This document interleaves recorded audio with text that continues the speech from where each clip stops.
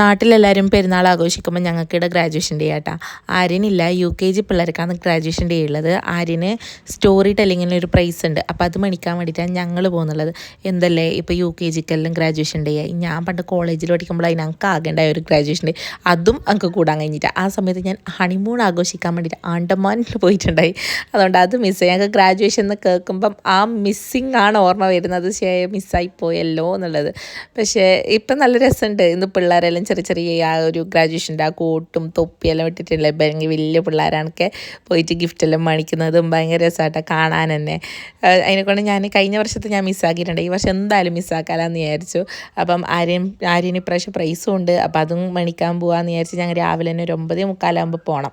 പിന്നെ ഞാൻ വേഗം അവനെ കുളിപ്പിച്ച് റെഡിയാക്കി അപ്പോഴേക്ക് രാജേട്ടനും വന്നു. അങ്ങനെ ഞങ്ങളെല്ലാവരും കൂടിയിട്ട് ഒന്നിച്ച് വേഗം പോകാമെന്ന് വിചാരിച്ചു കേട്ടോ.